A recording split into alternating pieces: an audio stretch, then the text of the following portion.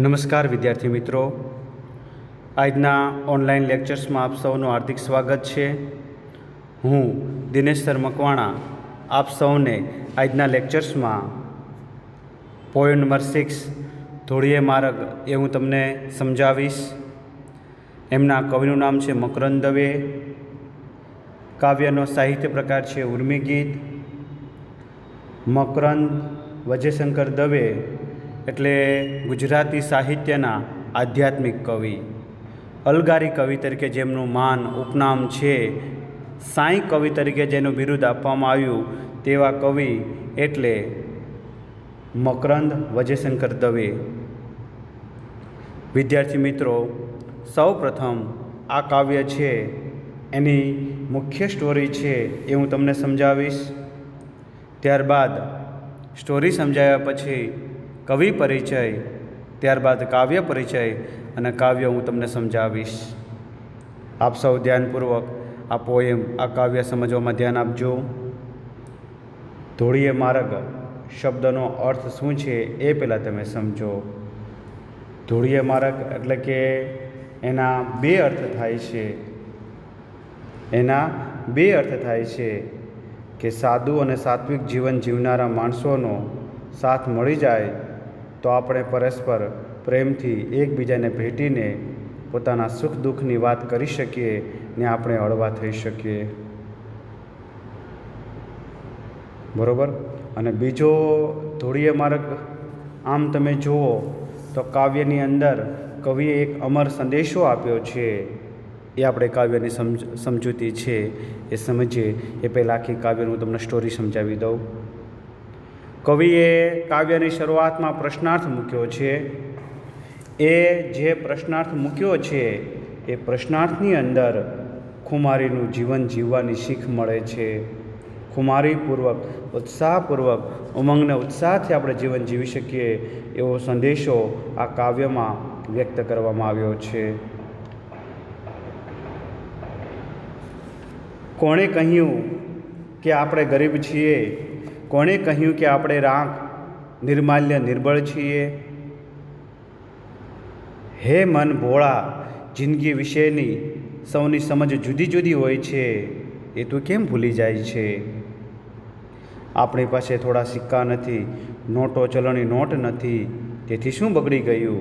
એમાં કંઈ મોટી ખોટ આવી ગઈ? એમાં શું નુકસાન થયું? ઉપરવાળા પરમેશ્વરની બેંક સમૃદ્ધ છે. પરમેશ્વર આપણને આજનું ભોજન આજ આપી દે છે અને કાલની ચિંતા તો કાલે કરવાની હોય. ધોળીએ માર્ગ સાદગીભર્યા જીવનમાં આપણને આપણા જેવું સાદું અને સાત્વિક જીવન જીવતા લોકોનો સાથ મળી જાય તો તેમને પ્રેમથી ભેટીને આપણે તેમની સાથે સુખ દુઃખની વાતો કરીએ. આજુબાજુ ખુલ્લા ખેતરો હોય, ઉપર ભૂરા રંગનું આકાશ હોય, એની વચ્ચે આપણું નાનકડું ગામડું હોય, આવા નૈસર્ગિક કુદરતી વાતાવરણમાં રહેવાનો લાભ ક્યાં મળવાનો હતો? ધન સંપત્તિ મેળવવાના પ્રલોભનનો માર્ગ સાંકડી ગલી જેવો છે.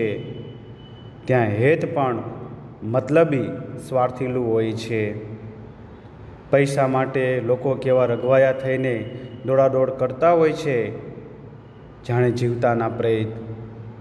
માણસને જોઈને આપણા હૈયામાં કોઈ જાતના સ્વાર્થ વગર વહાલ ઉભરાય એવું જીવન જીવવા માટે નોટ ને સિક્કા નદીમાં નાખીને ધોળીએ માર્ગ સાદું અને સાત્વિક જીવન જીવવું, ધનનું પ્રલોભન છોડીને સાદગીનો માર્ગ સ્વીકાર કરવો જોઈએ. વિદ્યાર્થી મિત્રો, એ આપણા આ કાવ્યનો મુખ્ય સારાંશ છે. મેં તો તમને લોકોને માત્ર સ્ટોરી કીધી છે. હવે આપણે આપણા કાવ્યમાં આ સ્ટોરી સમજ્યા બાદ સૌ પ્રથમ કવિ મકરંદ દવેનો પરિચય સમજાવું, ત્યારબાદ કાવ્ય તરફ આપણે આગળ જઈએ. મકરંદ વજયશંકર દવે રાજકોટ જિલ્લાના ગોંડલના વતની હતા. વર્ષો સુધી મુંબઈ રહ્યા પછી તેઓ વલસાડ પાસે નંદીગ્રામમાં વસ્યા. સાહિત્યની સાધનાની સાથે સાથે આધ્યાત્મિક ક્ષેત્રે ગતિ કરતા રહ્યા. ગાંધીયુગ પછીના ગાળામાં આધ્યાત્મિક સાધનાને અનુલક્ષતી કવિતા રચનાર તેઓ મરમી કવિ હતા. તેમના કાવ્યોમાં જીવનનો આધ્યાત્મિક અનુભવ સાદી સરળ ભાષામાં પણ ચોટદાર રીતે રજૂ થાય છે. તેમને 1979નો રણજીતરામ સુવર્ણચંદ્રક પણ મળ્યો હતો. તમારે આ વાત થઈ કવિ મકરંદ વિજયશંકર દવેનો પરિચય. હવે હું આપ સૌને આ કાવ્યની જે સ્ટોરીનો જે મુખ્ય સારાંશ ઉપર પ્રસ્તાવના આપેલી છે એ હવે આપણે સમજીએ. આધ્યાત્મિક એટલે શું ખબર? ધાર્મિક જીવન પર ધાર્મિક સારા સુવિચાર તરફ આપણને લઈ જાય એને આધ્યાત્મિક ક્ષેત્રે ગતિ કરતા રહ્યા એમ કહેવાય. ગુજરાતી સાહિત્યની અંદર બે યુગ છે. એક મધ્યકાલીન ગુજરાતી સાહિત્ય, એક અર્વાચીન ગુજરાતી સાહિત્ય.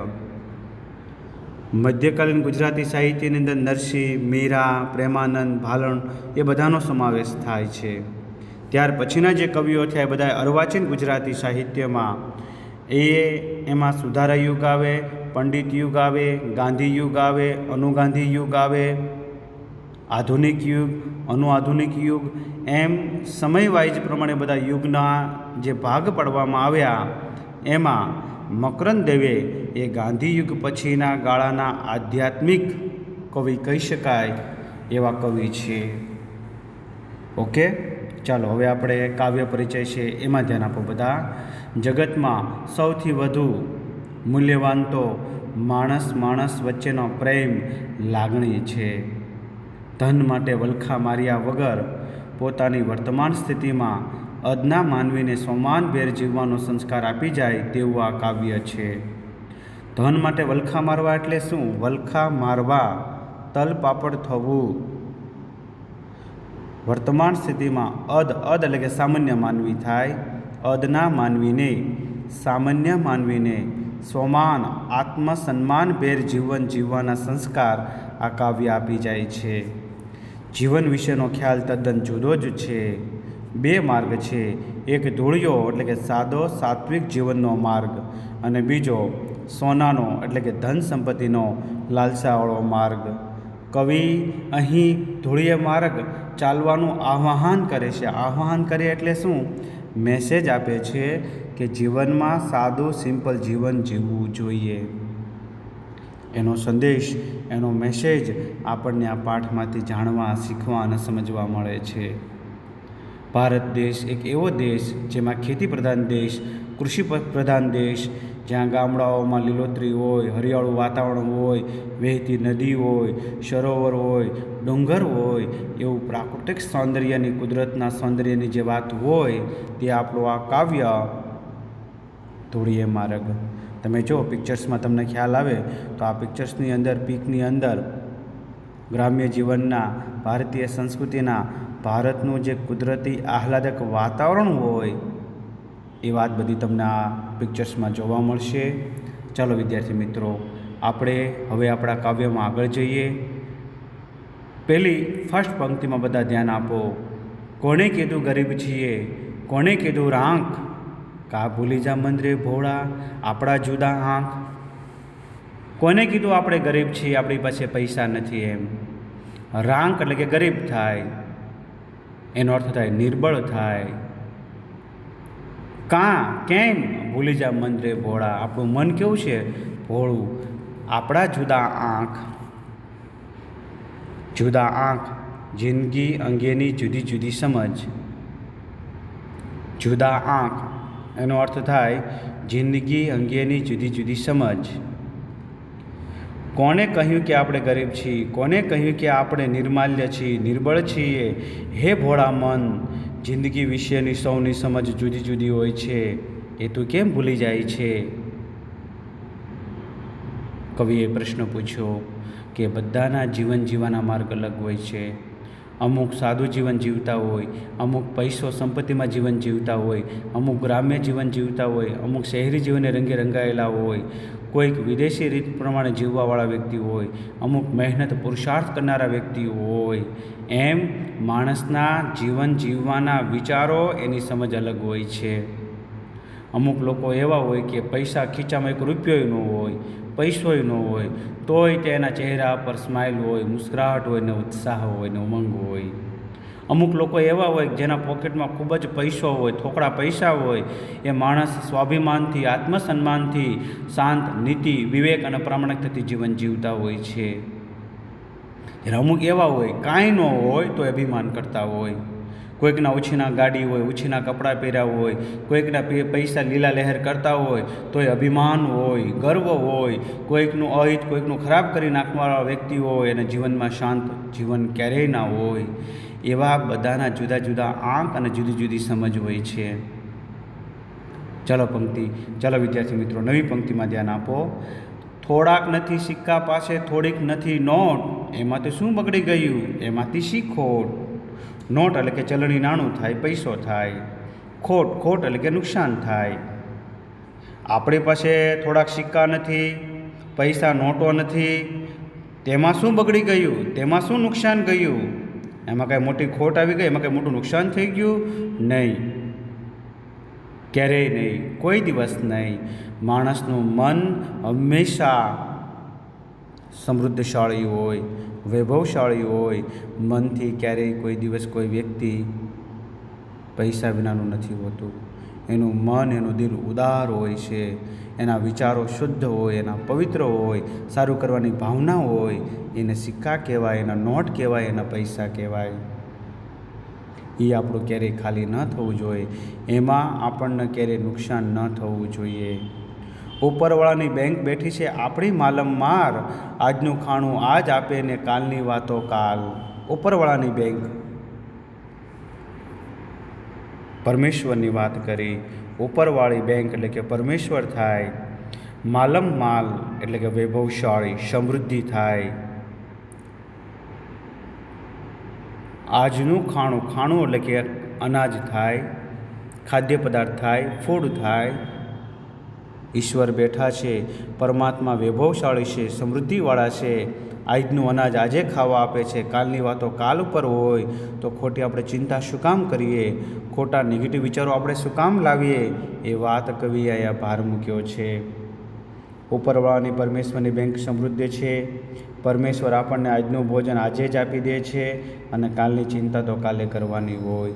એ પવિત્ર વિચાર એ આ કાવ્યનો મુખ્ય સૂર છે.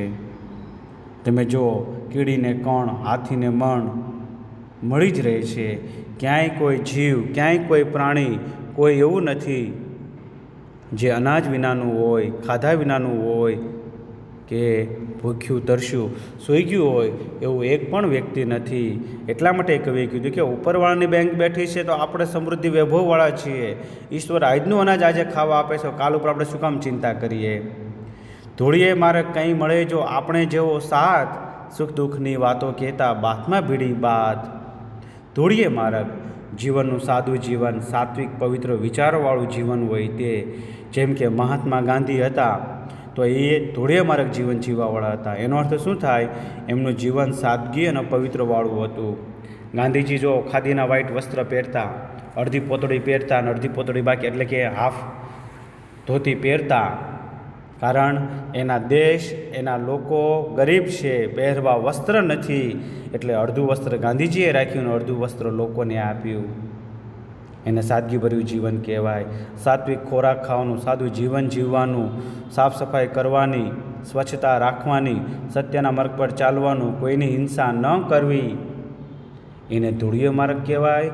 એને સાદગીભર્યા જીવનમાં જીવાય એવું કહેવાય. ગાંધી બાપુનું જીવન એક અમર સંદેશો આપે છે કે જીવન એવું જીવો કે લોકો એમાંથી પ્રેરણા પ્રાપ્ત કરે. એટલે કવિએ કીધું કે ધૂળીએ માર્ગ કંઈક મળે જો આપણા જેવો સાથ, સુખ દુઃખની વાતો કહેતા બાથમાં ભીડી બાત. ધૂળીએ માર્ગ એટલે કે સાદગી, પવિત્ર જીવન આવે તે. હેત એટલે કે પ્રેમ થાય. કહેતા એટલે કે કહેતા થાય. કહેતા એટલે કે કહેતા. બાથમાં ભીડી બાથ, એ શબ્દનો અર્થ એ થાય પ્રેમભર્યું આલિંગન કરવું, પ્રેમ ભરીને પ્રેમથી ભેટવું તે. ધૂળીએ માર્ગ, સાદગીભર્યા જીવનમાં આપણે આપણું જીવન સાદું અને સાત્વિક જીવન જીવતા લોકો સાથે હળીમળીને રહેવું જોઈએ.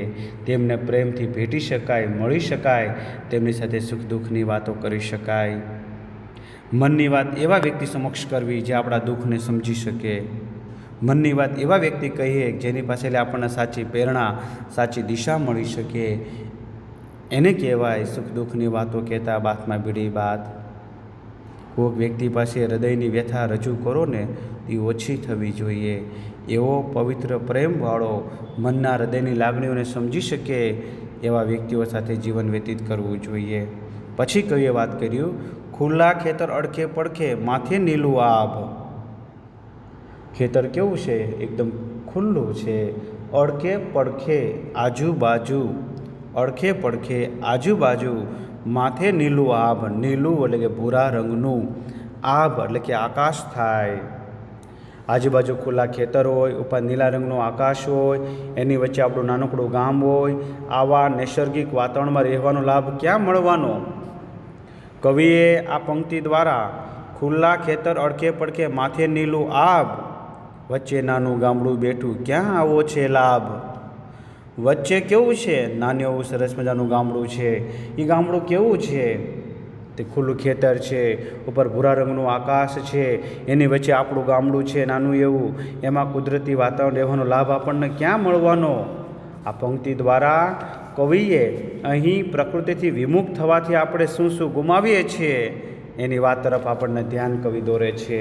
હંમેશા મનુષ્યોએ કુદરતી પ્રાકૃતિક સૌંદર્યમાં, એના સાનિધ્યમાં જીવન જીવવું જોઈએ એવો અમર સંદેશ, મેસેજ આ કાવ્યમાં મૂકવામાં આવ્યો છે. જો આપણે ગ્રામ્ય સંસ્કૃતિમાં નહીં રહીએ, કુદરતના ખોળામાં નહીં રહીએ તો આપણે ઘણું બધું ગુમાવશું. શું ગુમાવશું એ હું તમને પહેલાં સમજાવું. સવાર અને સાંજ ખેતરમાં રહેલાતો સૂર્યનો સોનેરી રંગ આવે, તડકો, એ આપણને શહેરી જીવનમાં નહીં મળે. ગામડામાં જોશો તો સવાર સાંજ ખેતરમાં રહેલાતો સૂર્યના સોના જેવો રંગ, એનો તડકો, એનું સૌંદર્ય નિરખવા આપણને મળશે. વસંત ઋતુ ખીલેલા પુષ્પો હોય એની સુગંધ માણવા મળશે. ગામડામાં રહીશું તો વર્ષા ઋતુમાં ખળખળ વહેતા ઝરણાનો મધુર સુંદર અવાજ, ધરતી પર પથરાયેલું લીલું સરસ મજાનું ઘાસ, ખેતરોમાં લહેરાતો હરિયાળો મોલ, આકાશને સૌંદર્યથી મઢી દેતું સપ્તરંગી મેઘધનુષ્ય, મોરનું સરસ મજાનું નૃત્ય, મોર અને કોયલના ટહુકા એ આપણને ગામડામાં સાંભળવા મળશે અને નૃત્ય જોવા મળશે. વૃક્ષોની ઠંડી છાયા મળશે. વૃક્ષો દ્વારા મળતા રંગબેરંગી ફૂલો આવે, જાત જાતના ફળો આવે, એ આપણને ગામમાં જોવા મળશે. એટલા માટે કવિએ કીધું, ખુલ્લા ખેતર અડખે પડખે માથે નીલું આભ, વચ્ચે નાનું ગામડું બેઠું ક્યાં આવો છે લાભ. એ પંક્તિમાં કવિએ કુદરતના પ્રાકૃતિક સૌંદર્યની વાત અભિવ્યક્ત કરી દીધી. એની કવિએ આમાં વાત કરી. હવે મિત્રો આગળ ધ્યાન આપો. સોનાની તો સાંકડી ગલી, હેત ગણતું હેત, દોઢિયા માટે દોડતા એમાં જીવતા જોને પ્રેત. સોનું એટલે કે આભૂષણ થાય, ઘરેણાં થાય, પૈસો થાય. સાંકડી ગલી, ધન સંપત્તિ મેળવવાના પ્રલોભનનો માર્ગ હંમેશા સાંકડી ગલી જેવો હોય છે. હેત ગણતું હેત, હેત એટલે કે પ્રેમ થાય. હેત ગણતું એટલે કે સ્વાર્થીલું. લોકો પૈસો સંપત્તિ મેળવવા માટે દોડાદોડી કરતા હોય છે, સ્વાર્થીલો પ્રેમ હોય છે. દોઢિયા માટે દોડતા એમાં જીવતા જોને પ્રેત. દોઢિયા એટલે શું થાય? પૈસો, ધન, દોલત, પૈસા, સિક્કા. પ્રેત એટલે શું? પૈસા પાછળ રઘવાયા થનારા લોકો. પ્રેત એટલે શું? પૈસા પાછળ ગાંડા થનારા લોકો. કવિએ બહુ સરસ મજાનો સંદેશો અહીંયા આપ્યો છે કે ધન સંપત્તિ મેળવવાના પ્રલોભનનો માર્ગ સાંકડી ગલી જેવો છે. ત્યાં હેત પણ, પ્રેમ પણ સ્વાર્થીલો હોય છે. પૈસા માટે લોકો કેવા ગાંડા થઈને દોડાદોડ કરતા હોય છે, જાણે જીવતી જાગતી પ્રેત હોય, આત્મા હોય એવું આપણને લાગે. આ પંક્તિમાં કવિ એ ભાવાર્થ દર્શાવે છે કે અમુક લોકો પૈસા મેળવવા માટે થઈને પરિવારનો હેત, પ્રેમ, સુખ, વાત્સલ્ય, ગ્રામ્ય જીવનનું શુદ્ધ ચોખ્ખું વાતાવરણ બધું ગુમાવી દે છે અને રાત દી દોડાદોડી કરતા હોય છે. સવારે વહેલા ટિફિન લઈને બેગ લઈને વયા જાય ને સાંજે 8 વાગે આવે, ઘરમાં શું થયું હોય એ પણ ખ્યાલ ન હોય. પૈસો મેળવવા જશે એટલે કુટુંબનું હેત પ્રેમ નહીં મળી શકે, ગ્રામ્ય જીવનનું સુખમય સાત્વિક જીવન નહીં મળી શકે, અને પૈસા પાછળ દોડતો માણસ હંમેશા દુઃખી હશે, એનો પ્રેમ પણ સ્વાર્થીલો હશે, સ્વાર્થ પૂરો થઈ જાય એટલે પોતપોતાના રસ્તા ઉપર પોતપોતાના માર્ગ પર એ વયા જતા હોય છે. ચલો ની પંક્તિમાં ધ્યાન આપો.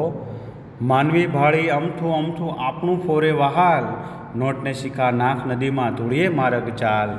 માનવી એટલે કે મનુષ્ય થાય, ભાળી એટલે કે જોઈને, અમથું અમથું એનો અર્થ થાય કશા સ્વાર્થ વગર, કશા સ્વાર્થ વગર, ફોરવું મહેકવું, ફોરે વહાલ મહેકવું, ઉપજવું, ઉભરાવું. માનવી ભાળી અમથું અમથું ફોરે વહાલ એનો અર્થ એ થાય માણસને જોઈને કોઈ સ્વાર્થ વગર હૈયામાં વહાલ ઉભરાવા લાગે છે. માણસને જોઈને કોઈ સ્વાર્થ વગર હૈયામાં વહાલ ઉભરાવા લાગે છે. માનવી ભાળી અમથું અમથું આપણું ફોરે વહાલ, નોટને શિખા નાખ નદીમાં ધૂળીએ માર્ગ ચાલ. એ પંક્તિનો અર્થ એ થાય માણસને જોઈને આપણા હૈયામાં કોઈ પણ જાતનો સ્વાર્થ વગરનો વહાલ ઉભરાય એવું જીવન જીવવા માટે નોટને શિક્કા નદીમાં નાખી દેવું જોઈએ. ધોળિયા માગે ચાલ એટલે કે સાદું અને સાત્વિક જીવન જીવવું જોઈએ. ધનનું પ્રલોભન છોડી દેવું જોઈએ અને સાદગીનો માર્ગ આપણે સ્વીકારવો જોઈએ. આપણા જીવનમાં તમે જો સ્વામી વિવેકાનંદ હતા તો એ ધોળિયા માર્ગ ચાલવાવાળા વ્યક્તિ હતા. ધોળિયા માર્ગ એટલે શું? સાદું સાત્વિક પવિત્ર જીવન જીવવાવાળા વ્યક્તિ હતા. ગાંધી બાપુ આખું જીવન જીવ્યા ત્યાં લગી સાદાઈમાં જીવતા રહ્યા. ખોરાક પણ એમને જોતો પૂરતો જ લેતા. આવા પવિત્ર વિચારો હોવા જોઈએ, સાદગી ભરેલું જીવન હોવું જોઈએ. એ માર્ગ પર ચાલવાની કવિ આપણને આ કાવ્યમાં અમર એવો સંદેશો આપી જાય છે. હવે આપણને એમ કીધું કે ઉપરવાળની બેંક છે એની વિશિષ્ટતા કઈ છે, એ તો કવિએ કઈ રીતના વાત કરી. ઉપરવાળાની બેંક એટલે કે ઈશ્વરની તિજોરી થાય. એ ધન સંપત્તિથી સમૃદ્ધ છે, તેથી આપણે કોઈની ચિંતા કરવાની જરૂર નથી. ઈશ્વર માણસને રોજનું ભોજન રોજ પૂરું પાડે છે, તેથી કાલની ચિંતા આપણે શા માટે કરવી જોઈએ, એ વાત કવિએ વ્યક્ત કર્યો છે. ધોળિયા માર્ગ છે એ કાવ્યમાં કવિ જીવન અંગેના જુદા જુદા આંક સૂચવે છે. જીવન અંગે દરેકની સમજ જુદી હોય છે. કોઈને ગરીબાઈમાં જ સંતોષ હોય છે તો કોઈને ધન પ્રાપ્ત કરવામાં લાલસા હોય છે. સાદું અને સાત્વિક જીવન જીવવા માટે કવિ ધોળિયો માર્ગ આવે એ આંક સૂચવે છે. કવિ સાદાઈમાં જીવન જીવવા માટે એ શીખ આપે છે કે ધોળિયા માર્ગ ચાલવા માટે નોટને સિક્કા નદીમાં નાખી દેવા જોઈએ. ધન વૈભવનો મોહ છોડી દેવાની શીખ આ કાવ્યમાં કવિ આપણને આપે છે. ધોળિયા માર્ગ આપણા જેવા સામાન્ય માણસોનો સાથ મળે તો આપણે બાથમાં બાથ ભીડીને સુખ દુઃખની વાતો કરી શકીએ છીએ. એ વાત કવિએ આ કાવ્યમાં વ્યક્ત કરી છે. તો આપણને પ્રશ્ન એમ થાય કે કવિએ આવો ધોળિયા માર્ગ શા માટે પસંદ કર્યો? તો કે ભાઈ સાદું ને સાત્વિક જીવન જીવવા માટે માણસોને સાથ મળી જાય, પરસ્પર પ્રેમથી એકબીજાને ભેટી શકાય, સુખ દુઃખની વાતો કરી શકાય, આપણે હળવા થઈ શકીએ. બીજું, ધોળિયા માર્ગની અડકે પડકે ખુલ્લા ખેતર હોય, ભૂરા રંગનું આકાશ હોય, વચમાં નાનકડું ગામ હોય, પ્રકૃતિને ખોળે રહેવાનો આવો લાભ બીજે ક્યાં મળવાનો? આથી કવિ ધોળિયા માર્ગ આવે એ કવિ પસંદ કરે છે. ઓકે, ચલો વિદ્યાર્થી મિત્રો, આ તો મેં તમને વાત કરી આપણા કાવ્યની. હવે હું તમને વાત કરું છું સ્વાધ્યાયની. આ પાઠનો જે સ્વાધ્યાય છે એ હવે હું તમને સમજાવું છું. નીચેના પ્રશ્નના ઉત્તર માટે આપેલા વિકલ્પમાંથી સાચો વિકલ્પ શોધીને ક્રમમાં અક્ષરમાં વ્યવસ્થિત રીતના લખવાનું. કવિ આ કાવ્યમાં મનુષ્ય જીવન માટે કઈ બાબત મહત્ત્વની ગણાવે છે? એમાં આવશે ગ, મનુષ્ય વચ્ચેનો પ્રેમ. બીજો પ્રશ્ન, આ કાવ્યમાં કવિએ ધોળિયા માર્ગ શબ્દ કયા અર્થમાં પ્રયોજ્યો છે? ક, સાદું સાત્વિક જીવન અર્થે. ત્રીજો પ્રશ્ન, કવિ ઉપરવાળી બેંક કોને ગણાવે છે? ક, ઈશ્વરને. પછીનો પ્રશ્ન છે, નીચેના પ્રશ્નોના 1-2 વાક્યોમાં ઉત્તર લખો. મનુષ્યએ બીજા મનુષ્યને કેવી રીતે મળવું જોઈએ? મનુષ્યએ બીજા મનુષ્યને કોઈ પણ જાતના સ્વાર્થ વગર પ્રેમથી મળવું જોઈએ. સેકન્ડ ક્વેશ્ચન્સ, બીજો પ્રશ્ન, પ્રવર્તમાન સમયમાં મનુષ્યએ શાની પાછળ દોટ મૂકી છે? પ્રવર્તમાન એટલે શું? અત્યારે હાલના સમયમાં, વર્તમાન સમયમાં મનુષ્યોએ પૈસા પાછળ દોટ મૂકી છે. ખુલ્લા ખેતર માથે અડખે પડખે શબ્દનો અર્થ સમજાવો. ખુલ્લા ખેતર, અડખે પડખે એટલે આજુબાજુનું વિશાળ ખેતર છે, અને માથે નીલું આબ એટલે એની ઉપર નીલા રંગનું આકાશ છે. ચાલો પછી નીચેના પ્રશ્નના ઉત્તર લખો. કવિના મતે મનુષ્યનું જીવન કેવું હોવું જોઈએ? મનુષ્યનું જીવન કેવું હોવું જોઈએ? એમાં દરેકના વિચારો અલગ હોય, દરેકનું વ્યક્તિત્વ અલગ હોય, દરેક વ્યક્તિ પોતપોતાની રીતે સ્વતંત્ર રીતના જેવું જીવે, જેવું માણે એ જીવી શકે છે.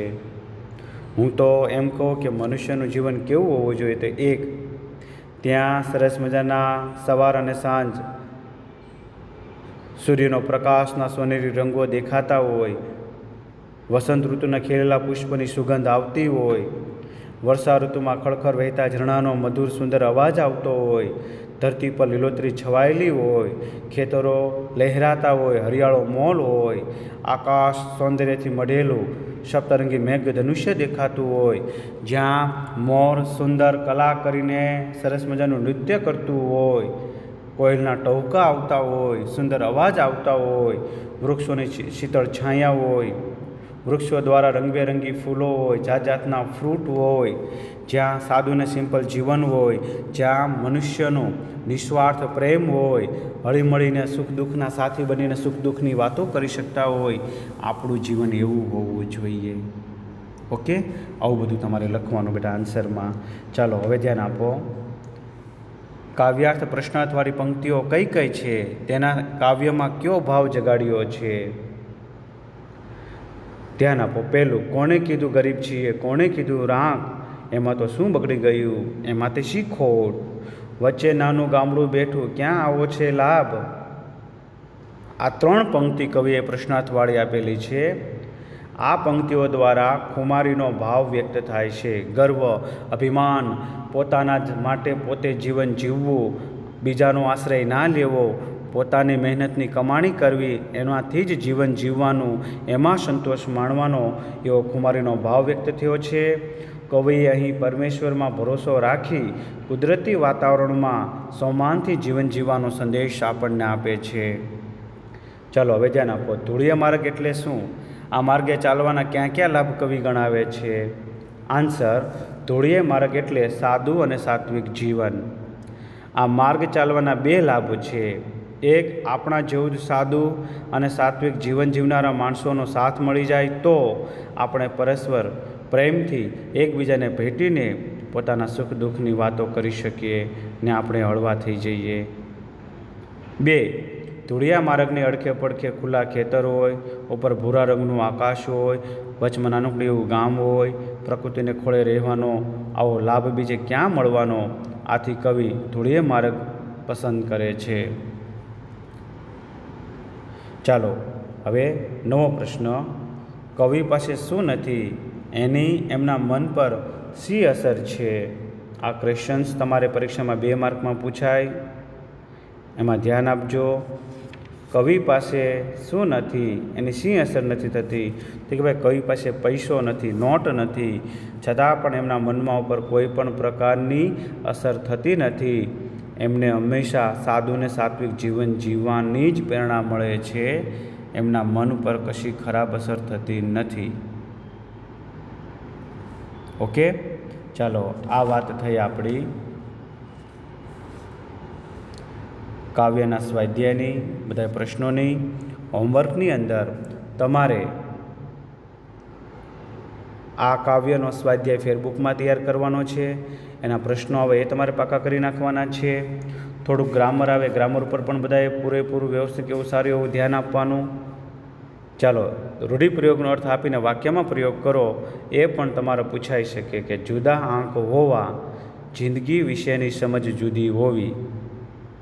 વાક્ય સંસારમાં જીવન વિશે સૌના જુદા આંક હોય છે. બીજો રૂઢિપ્રયોગ બાથમાં બાથ ભીડવી, પ્રેમભર્યું આલિંગન આપવું. વાક્ય 5 વર્ષે ભેગા થયેલા મિત્રો બાથમાં બાથ ભીડીને એકબીજાને મળ્યા.